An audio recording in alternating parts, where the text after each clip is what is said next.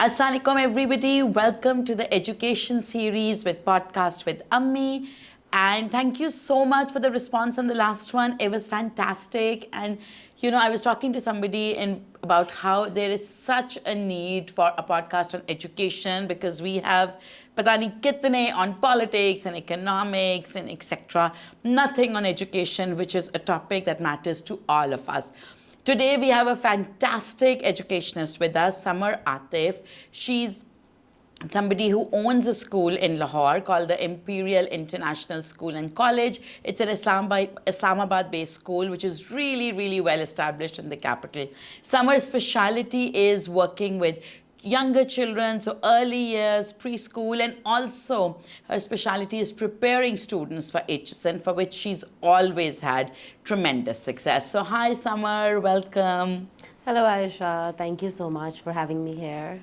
Thank you for coming. So I want to start by asking you like a slightly personal question. So, we connected when Alian, who was, I think, tab 18 mahine ka, and he wasn't really talking, like his vocabulary was falling behind the milestones. And then you reached out to me and said that, I should send him to you and you feel you can work with him. And now, mashallah, he talks at like a 4-year-old level. He doesn't stop talking. He's talking. a chatterbox. I love how much he talks and tells about everything. So speech delays is an issue that I feel is becoming more and more common. Like we talk about it on Scary Ammi all the time. Other mothers mention it. What was it that made you feel that you could help a child who was having a vocabulary or speech delay? Aisha, I have been working in this field for about 16 years now, and I have seen children with speech delay, and then I've seen children who do not have speech delay, but generally it depends on the type of speech delay a child has. Some children's speech delay depends on, having not properly developed muscles in the tongue muscles. So that is a completely different issue where we normally suggest to the parents to go see a doctor or a therapist and they're able to help better. But most children, when they come to us with speech delay, it is either because children their age, they need mostly us to communicate with them coming down to their level. And that is something that we as adults sometimes don't see. So the children who come with us with speech delay with these reasons, these are the ones we can help them most because our teachers, all of us, we're trained to work with these children. Whatever we do, we know that we have to come to their level, we have to go and talk to them in a way that they will understand. For smaller children, it's always starting off with lesser words, with a few words, never a whole sentence, so that they start developing their vocabulary. And this is the thing that I saw with Alian as well. I could see that, of course, he has all of you around him, but you guys are the children, your children are mostly older, and there was no one of his age to talk to him the way that he would understand more easily. And coming to school, he would interact with children his age, and the teachers were also trained to work. So that is what I think helps the children the most.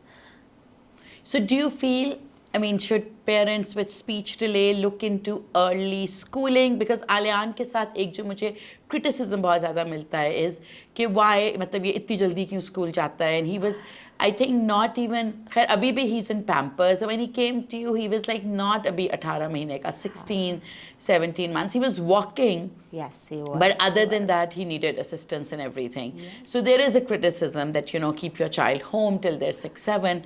But in Alian's case, it worked the other way. So what is your opinion, given the rising cases of speech delays and milestones delays, do you feel it helps parents to send their child to school early? Yes. So I actually honestly think that depending from child to child, it might vary, but children with speech delay, it definitely helps them when they have the right social interaction. Interactions in a school, in a play-based situation will help them develop their social interactions more, their socializing, how they interact, how they speak, their vocabulary, everything will improve. So this is something that is definitely needed. Ages ago, schools used to be places where children were told to sit in one place, do the work on their notebooks, not move from one place to another. Teachers would also be particular more about the fact that, disciplining them in a way that they have to stay in one place. But things have changed. the way we work, it is more of a play-based situation. We don't ask the children to sit in one place. We can't expect them to sit in one place.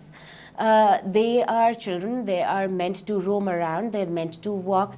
They're meant to touch things. They're meant to explore, because that is how they will learn more. That is how they will grow. And this is the sort of environment that we provide them. So parents should not be concerned with the fact that children are going to be limited to just sitting, or things are going to be strict. Sending them to a proper school, a school which has a good curriculum developed to help their child, will help their child. It will help improve their social interactions. It will help improve their cognitive development. So it will holistically develop their child. It will, of course, definitely help improve their academics. But the holistic development part, that is the main thing that we should look at.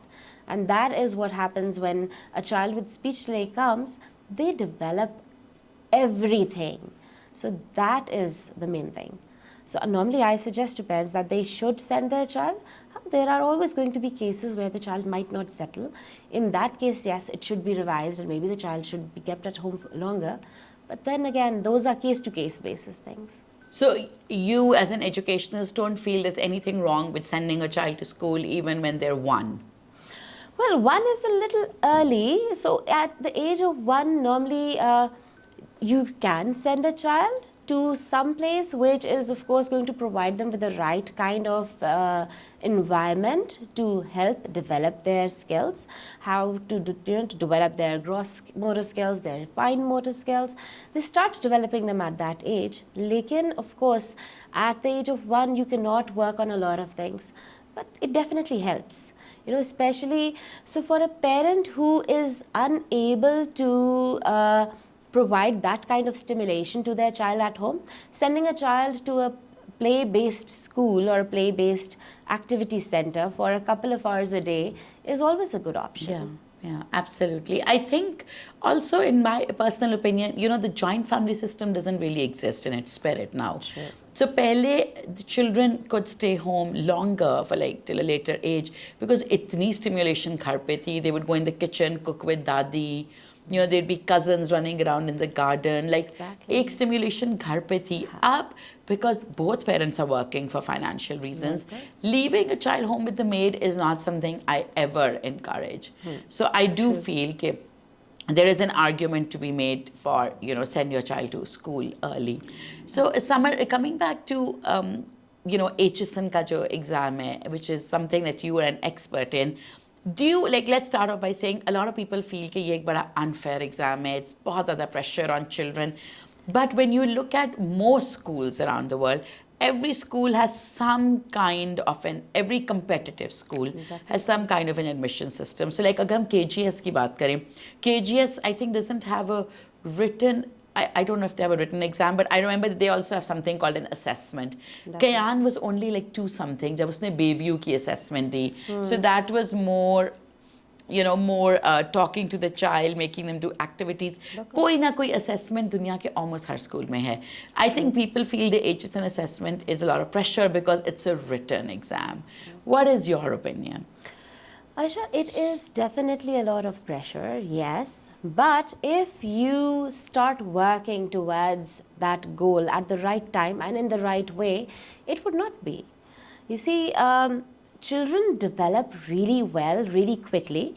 And if you have decided that you want your child to appear for the HSN test, say maybe when your child is 3 or 4, and you start working on maybe their picture descriptions, on maybe asking them to describe things, asking them to understand and comprehend things. You start talking to them, you start asking them questions. So that will definitely improve all those skills that they will later on need when they are appearing for the exam. If children have the right vocabulary, if children have the right type of comprehension of what they're seeing and what they're reading, so they will be able to put it down on a paper more easily. So it depends more on when you start working towards that goal, rather than that you think, okay, fine, I'm going to ask my child, make my child appear for it. And then you think, okay, fine, now that's done. I've put my child in a school, develop, fine, okay, theek hai. And then towards the end, jab grade 1 aati hai, to you're stressing out, you're putting stress on your child. That is not the way. It should be a proper way कि आप शुरू से उसको properly develop कर रहे हो. And for that, what helps the most is that selecting the right school. A school that will help your child grow. शुरू से ही they are focusing on, developing their child's confidence, their public speaking skills, asking them to describe things. Now, when we do things in school, our students in pre-nursery, we have readers. I mean, child pre-nursery will not be able to read words properly, but they can describe the pictures. And when they describe the pictures, you start increasing the vocabulary that they're using, start telling them new words. So once those words are there in that child's mind, later on that child will know that yes, he can write about them. He'll learn the spellings, you'll make him work on that, and automatically it will show in his work. So it should always be a gradual process.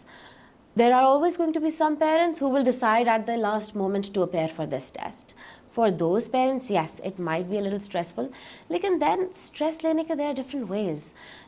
You can take the stress. Try not to make your child take that stress.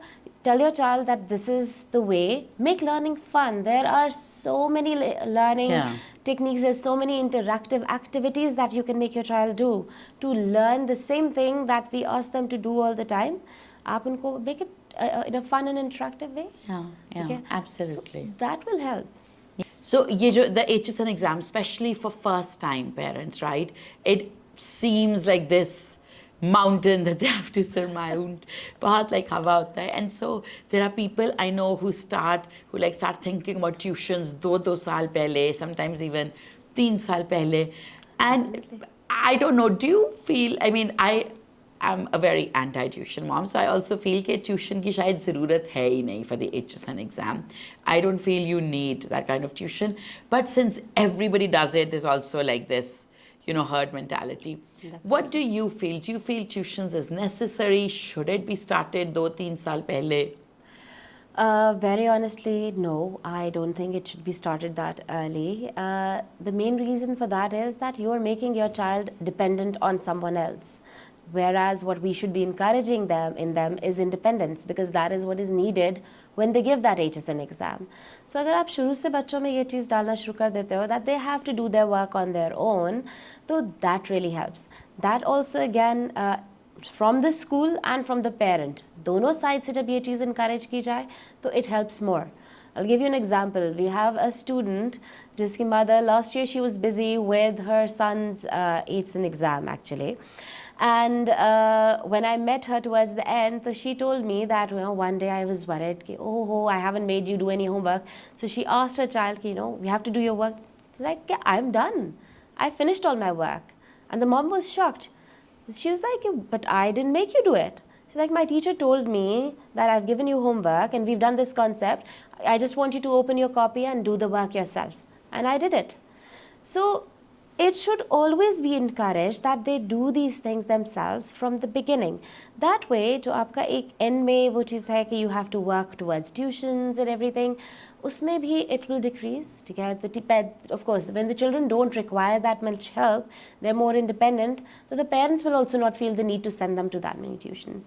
Yes, tuitions are something that a lot of children are taking. There are always going to be parents who might find it difficult to teach their own children themselves. Because of course, honestly, children really, they do listen to the teacher more than they listen to us.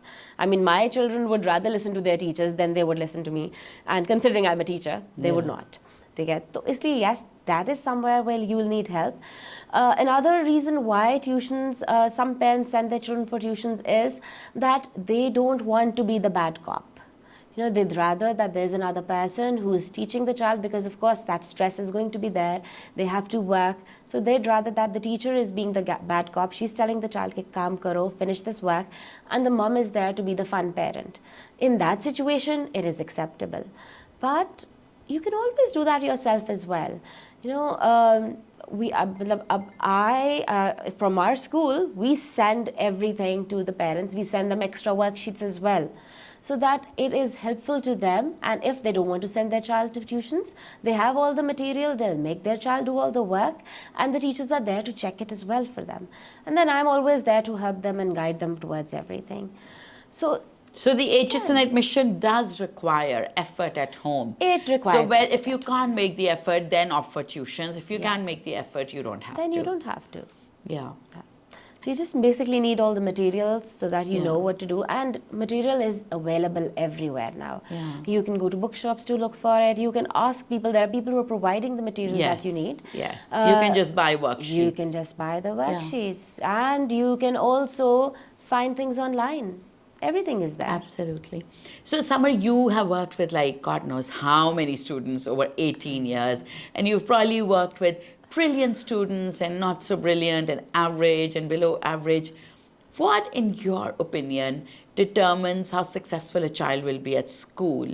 Because there's some students who have like brilliant school careers, right? They seem to, from the outside, be Definitely. standing first, getting A's, winning awards.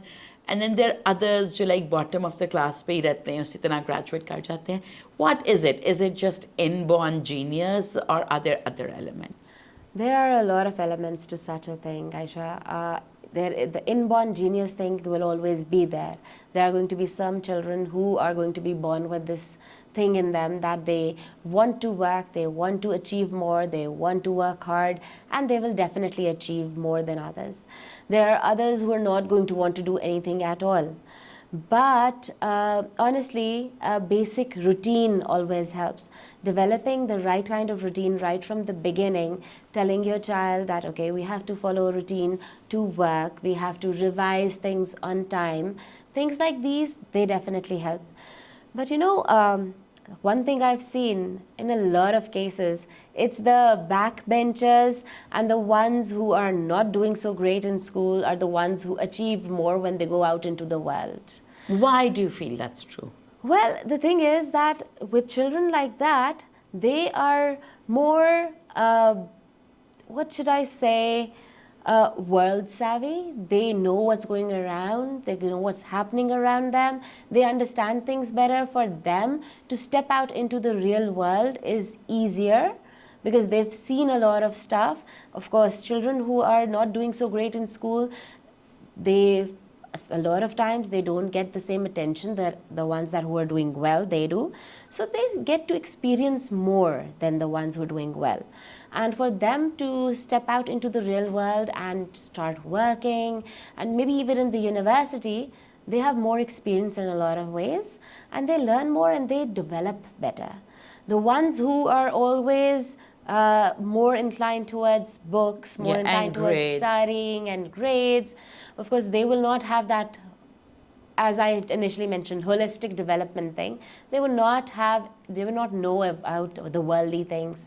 So they will find it difficult to settle down. So that is generally what I've seen. But I mean, so my dad gives that example all the time because he was a backbencher himself. So he's like, look, I became health minister and I did all this.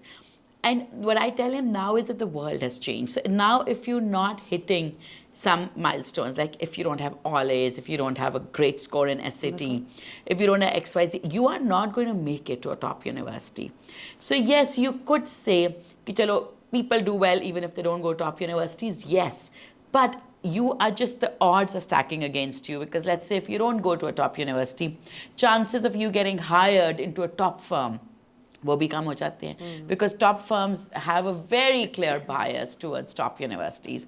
So if you don't get hired to the top firm, you're not going to be paid those top salaries. So everything gets stacked against you. Where I feel what you're talking about really shows up is in entrepreneurship, because in entrepreneurship it really doesn't matter कि आप किस university में गए हो, आपके क्या grades थे, आपका कुछ भी नहीं मैटर करता. What matters is your grit, your idea, your execution, your people skills. But I do feel that if somebody wants to do medicine and they're a backbencher, the odds are going to be like majorly stacked against them. To do medicine and be a backbencher basically means कि आप एक अच्छी university में नहीं जाओगे. फिर आप जहाँ से भी करोगे मेडिसिन तो आपको एक लंबा रूट लेना पड़ेगा to get a good residency. A good residency would then determine a good fellowship. So I feel for people who want to do jobs, academic success has become, I feel, but you can explain more, has become more and more important because it's directly. So there was a study by Wall Street Journal that looked into one of the measures of success, and it was which high school your child goes to is one of the biggest indicators, because that directly leads to, okay, this high school is a feeder to this Ivy League, which means this, this, this. Definitely. So, if you look at, like, for example, political, like presidents of the US, or most of them are from Ivy Leagues, or but so मुझे लगता है कि उधर now academic success, which is maybe why parents are also becoming so obsessive कि tuition centers are now packed. जो I feel मेरे time पे, like, I did really well in O levels, there was no tuition center. So what do you feel? Aisha, that case is always going to be there when you are going towards a job. And of course, as you said, that the top job market people, anyone will of course hire those students or those people who are coming from a good university, who's coming from a good educational background, who have good grades. Yes, that's true. But everything has to count. A lot of children who are not doing really well when they've started in school, they start understanding the importance of a good education, of getting good grades later on. Yeah. They start working hard towards these things in their O levels. Sometimes Yeah. they work hard in A levels or in university. Yes. So it is different for every child. It is more of the fact that when the child will understand the importance of what they want to do later on in life and how important education and grades are towards that goal. So that is why they have to work. As I was mentioning, I know someone who was with me in university. I've done my computer engineering from NUST, from EME College. And one of my class fellows was always a backbencher. He himself would always say that I'm the look busy, do nothing kind of a person. This is in school. This is in university.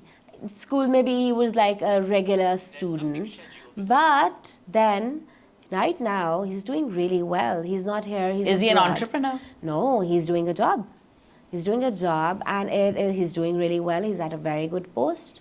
So, again, case to case basis pe cheezein do change, but yes, good grades will always help you achieve those goals more quickly. Yeah, for a person who's not getting the good grades, it will be difficult to go towards that climb. It'll be a harder climb for that person. Yes. But the good grades, working towards those goals, it'll be easier for those who are getting the right grades because, of course, they're ticking more of the boxes. They're ticking more of the boxes. Definitely, when you go towards your professional life and you've gotten the grades, that means that you have the right concepts. You understand what is needed.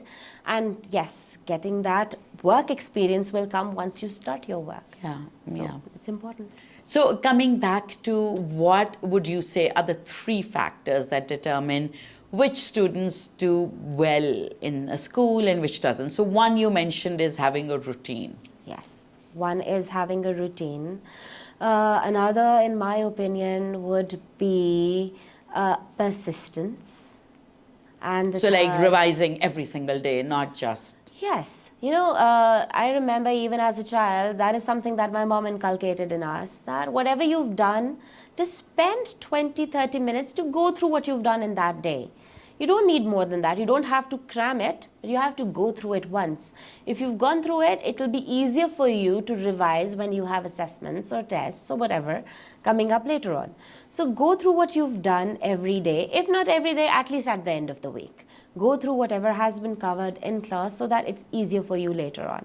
So persistence is very important, and confidence. Self-confidence and overall confidence. That is something that's very important to help. Great. So Samar, since you an expert who prepares students for HSN, and you have two boys in HSN or one? I have one. One boy in HSN. A lot of people asking this question, is HSN worth the pain? That's a very controversial question. There are times when I honestly feel it might not be worth the pain because there are a lot of things that being there I would see, and being in the field of education I would rather that we improve over there, considering it's mashallah such a huge institution with such amazing heads, everything they have, they can do a lot better. But in the end, yes, it is worth the pain. We have to send children somewhere. Why not HSN? It is a good institution. It does. There are some teachers there who are amazing. I mean, I have never seen such good teachers. So, every school, every place has its pros and cons, just like that HSN also does. So, if you want to make the effort, you make the effort. You do not think whether, is it worth it or not, because when you've decided, that means it is worth something at least. Yes, remember that in the end, whatever the outcome, whether it's positive or it's negative, do not be like it's not the end of the world. Okay, there are a lot of good institutions now. There used to be a time there was a dearth of good institutions. Now it isn't. Yeah. We have a lot of good institutions, and inshallah, wherever the child goes, they will shine. You worked hard, they've worked hard. So HSN is the goal, yes, but if they don't get in, it's all right. Yeah. So that's the main thing. Yeah. So at your school, Imperial International School, you guys do O levels and A levels and IGCSE. Yes, we do IGCSE, we do A levels. We also offer metric and FSC. So we provide our students with both streams so that they're able to decide which stream they want to go for. Because And especially for like medicine, for example, Exactly. FSC is a much better option. FSC is. And a lot of people ask me this question, and normally what I tell them is, it might be a little difficult for you and your child, but maybe go for O levels and then go for FSC. It helps a lot because the children, they understand the right concept. They know how to, understand concepts, how to put How down to answer the how to answer questions, yeah. questions, everything. And then FSC, going for FSC helps them cover all that course that they will otherwise later Yeah. have to do again. Yeah, absolutely. Why are you not offering IB considering everybody's talking about IB or implementing IB? And people say, like I've heard comments on Scary Ammi like, O level, A level to 1902 ka hai, ya 70-year-old system or outdated system. Why are you still pursuing it? Well, honestly, we have considered IB a couple of times. We might go towards that later on and offer that along with the ones that we are offering. So that could be one of the scenarios. But our curriculum is currently actually developed in such a way that our students are really, we're working really hard on their public speaking skills, their presentation skills. We've added on AI, we've added on STEM activities, we've added everything into our curriculum. So the basic thing that IB is offering, we are offering that in terms of development of our students. Yes, we're not offering the exact qualification, but the curriculum is already there. So in that way, our students are developing in the same way. We might add on IB later on, as I said, but we haven't decided about that yet. But do you feel O level, A level, IGCSE is an outdated system? No, I don't. Very honestly. What do you feel it offers to students?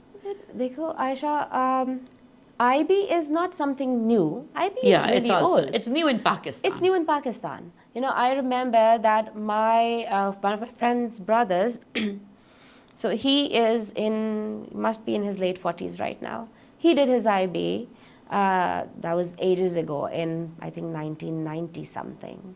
Okay? And it was there then as well. But the way O levels and A levels are recognized overall, not just over here, now it started being recognized in Pakistan as well, and it's taken them some time to come to terms to these. So IB will again take a lot of time. And O levels and A levels is developing a child really well. Okay. But coming back to the metric and FSC stream that you also offer, do you feel that system is one that you should like literally only opt for as a last resort, or has over the years metric and FSC improved, or is the curriculum not that bad but the execution bad? Like why, I realize that only those who really can't afford O levels and A levels do metric and FSC. Is that a fair understanding of the system? It is a fair understanding of the system. O levels and A levels have become expensive, and it is difficult, and not a lot of people aren't able to afford them. So people who can't, they go towards metric and FSC. Metric and FSC systems have developed over the years. They have improved a little bit, but they Only a is little bit. a little bit. That is the main thing. They need more improvement. The curriculum, the course content that we have, that is all right. They might have to bring about a little bit of change in that. Like generally, it's all right. It's up to date. The way they teach and the way they conduct the exams, that needs a major overhaul. Yeah. And that is where they need to work. Yeah. So, you keep on hearing from the government that we're working on it, we're bringing about But changes. you haven't seen that But happen. वो changes बहुत थोड़े होते हैं, they're very minor. Yeah. So, Samar, you're not just an educationist, you're also the owner of a school. And, recently there have been lots and lots of talk about how difficult it's becoming to run a business in Pakistan, and which is a reason that a lot of businesses are thinking of either closing down or downsizing, etc. As a business owner, and your business in Lahore is only like a year old. Yes. Schools is considered an amazing business. Like everybody talks about schools mint money and itna amazing business hai aur generations set ho jate hain. Is that the case, or are schools becoming increasingly difficult to run?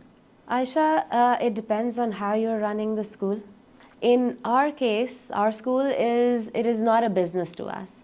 It's a place where we are there to provide quality education to our students, to any child who comes in.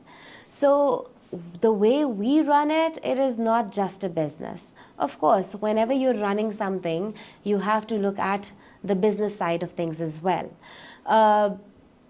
Maybe there are certain success stories that people look at and think that yes, schools are minting money, schools are doing really well. So there are always going to be cases.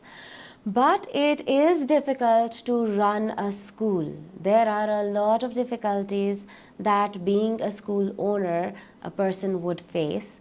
And running a school becomes difficult, and every year it's becoming more difficult because very honestly, there are a lot of people who might not be paying the same kind of attention towards education the way that they should.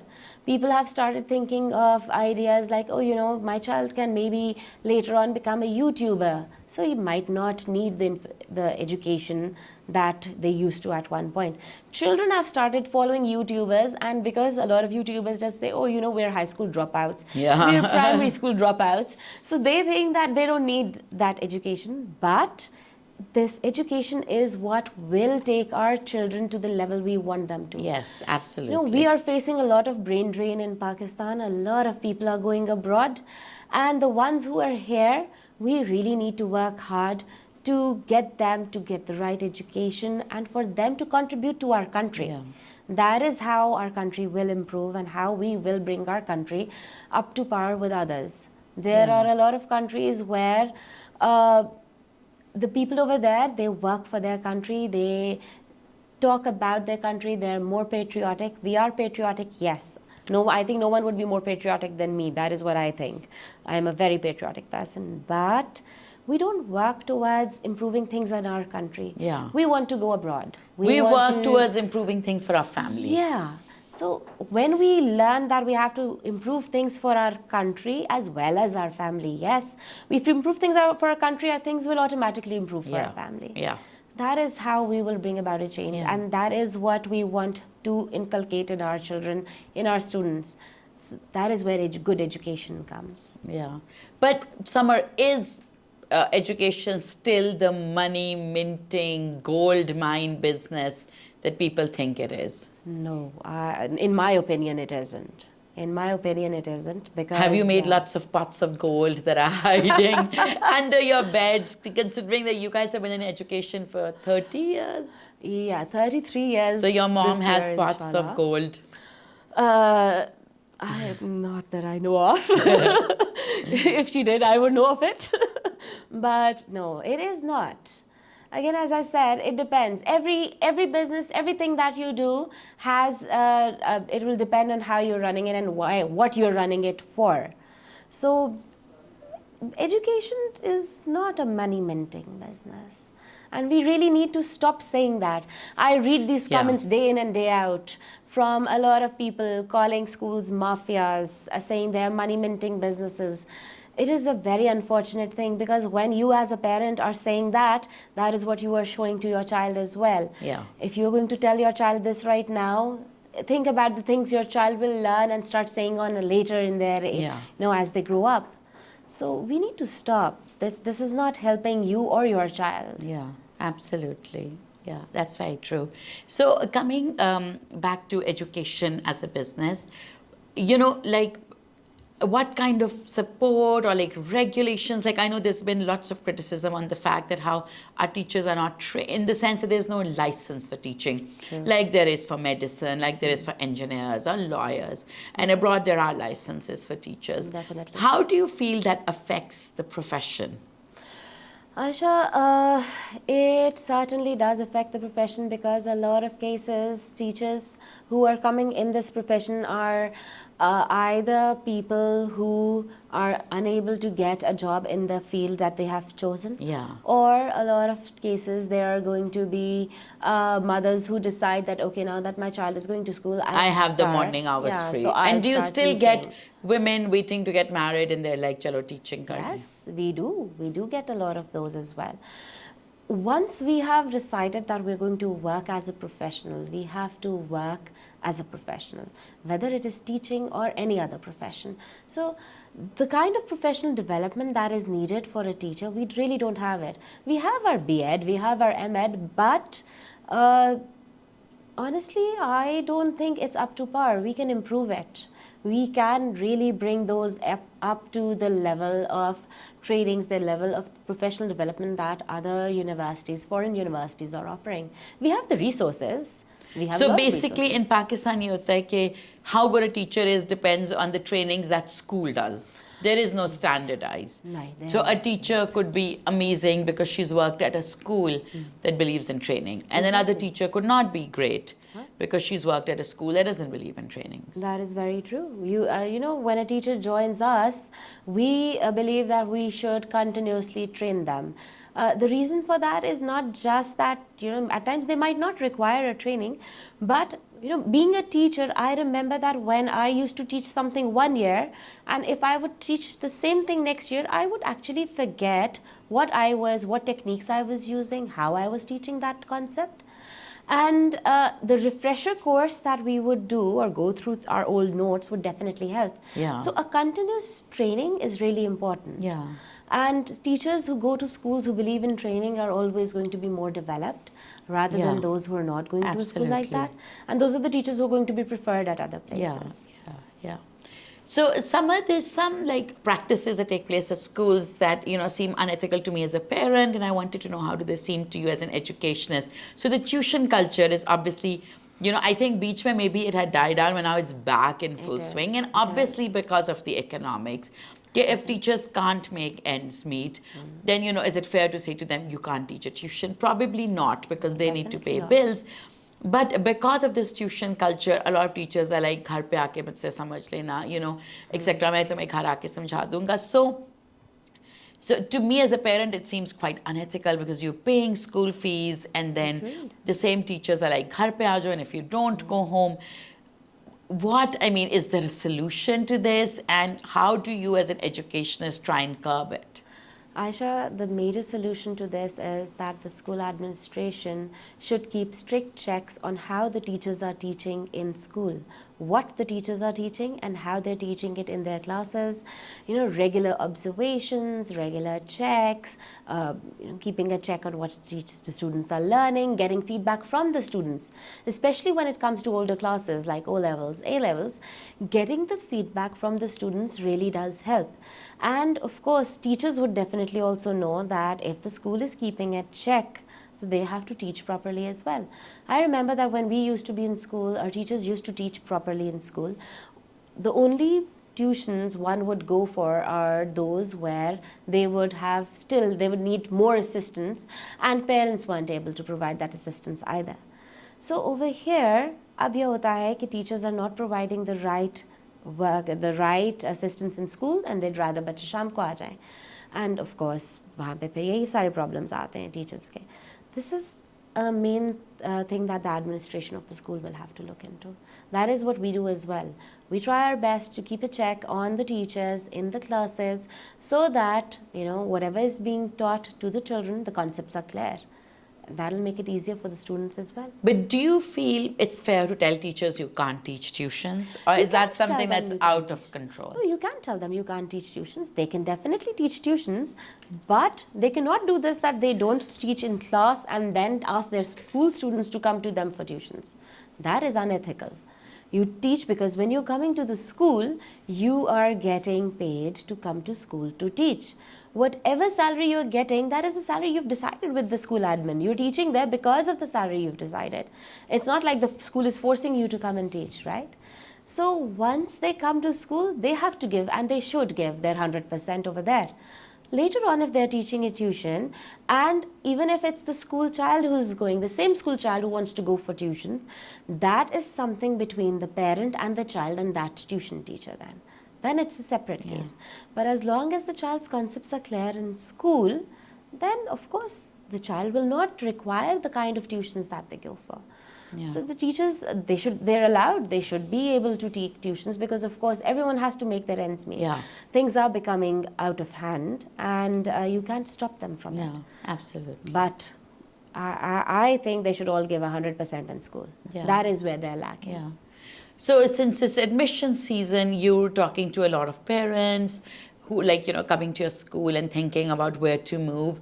So, I was interested to note that when, I was looking at schools abroad for my children, and there's a lot of emphasis on teacher-student ratio. And, that's a selling point for schools. We have 4 students to 1 teacher, 6 students. But in Pakistan, it seems like, from what I've understood, it seems more like we look at facilities, is there a swimming pool, is there a gymnasium, is there an auditorium, etc. As an educationist, what do you think parents should look for when it comes to choosing a school? Well, it is everything that you've just mentioned. They should definitely look at the facilities that are being offered. They should definitely look at the curriculum that is being used in the school. They should look at how, what they have improved and what they have integrated into the curriculum. Everything is becoming technology based. Schools that are integrating AI and STEM and STEAM into their curriculum should always be preferred over the ones who are not. A lot of schools say that we have integrated these things, we are working on it, but of course uska se kaam nahi chal raha hota. So for that case, the best way is that when you go visit a school, ask the school to show you the work that has been done, show you the work, if not from that current year, they can show you work that was being done in the previous years. A lot of things would be made clear that way. You should definitely look at the student-teacher ratio, because having a higher student-teacher ratio will not help your child. Having a smaller student-teacher ratio would definitely help more, because your child will get more individual attention. So these are a lot of things that everyone should look at. You should also look at the locality of the school.